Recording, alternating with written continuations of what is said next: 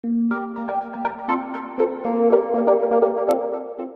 I had my time again, which I don't, I'm sure we'd all like our time again about something. But if I had my time again, I would be planning. I would be planning. I would be taking coaching badges. I'd be taking whatever it was, mechanical engineering degrees, whatever it was, to have a structured career that you're going to go into after. Because it's difficult. Nothing replaces playing football. I work in football now. I get to interact with players and football, the football environment every day, but nothing compares to playing, and nothing can replace it.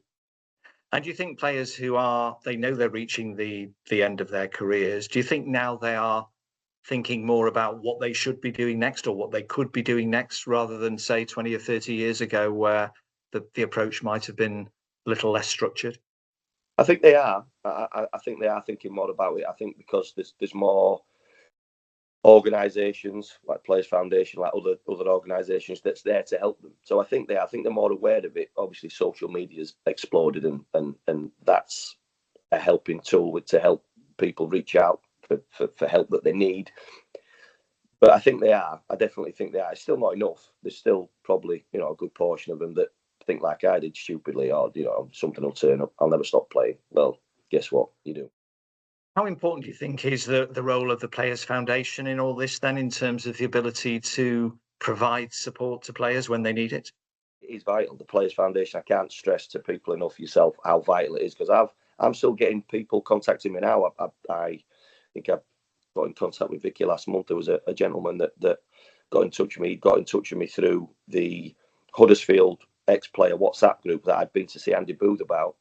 And he'd said, I don't know if so-and-so can help you, but why don't you try Andy? He's got links with the Players Foundation.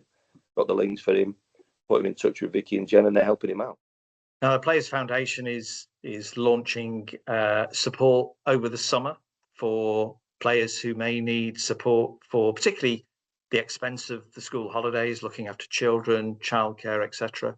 Do you think it's really important that the foundation offers that kind of support, particularly over the summer period, where it can be really expensive for everyone? Well, that's a massive development, and that's brilliant for the Players Foundation to do that. I've got 3 kids, and my wife works from home, and getting them into summer camps, getting them into summer clubs, getting them into just keeping them amused is, first of all, hugely mentally tiring. Secondly, physically, and thirdly, financially. So if you've got anything that can help the players through that, because it's expensive, it is very, very expensive. It's expensive for everybody. And like I said before, not every player's on 250 grand a week playing in the Premier League. They're not.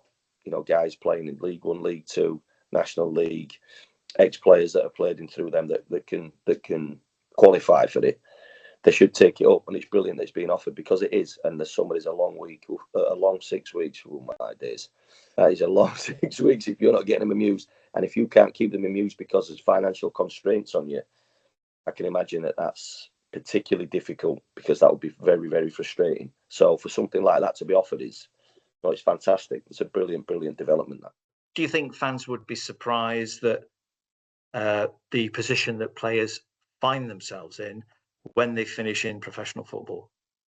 I think that sometimes it can seem like the public don't have a lot of sympathy, but I think that is sort of coloured by the fact that Sky TV, Premier League, Champions League, all this glitz and glamour and that, and the reality is that there's no glitz and glamour when you've played for, like my father played for Grimsby Town, Doncaster Hearts, who comes out of football without a penny to his name. That's not glamorous, and you've got 2 kids, and you've got to go and find a job. So that's far from glamorous, and that is the reality for a lot of players. A lot of people that come out of it is, they're not looked after for the rest of their life. They haven't earned a lot of money, and they have different problems as well. And the problems can start when you're not, that structure in your life that you're used to disappears, and that's a big thing. Struggled that myself after coming out of coaching a little bit. I was in Portugal. I lived in Portugal for 6 years, but wasn't working in football, and the structure of football, it's difficult when you come out of it. It's very, very difficult, and you have to find something to help you with that. So overall, Andy, you're obviously speaking with players every day, and coaching them and supporting them. Is it your view that the foundation and other organisations like the Players Foundation have an absolutely crucial role to play in supporting professional footballers. It's vital, Paul. It's absolutely vital, because if it helps one person that's in a sticky spot, that person then has the confidence and has the word I'm looking for, just it spreads, because it spreads through their family. Because I can see a father or a mother that's struggled, that's played football, that's a little bit depressed and can't find a job, and just to get back on their feet, that makes them happy, which in turn makes the kids happy, makes the partners happy. It spreads it, and that's what the Players Foundation could do, 100% and more.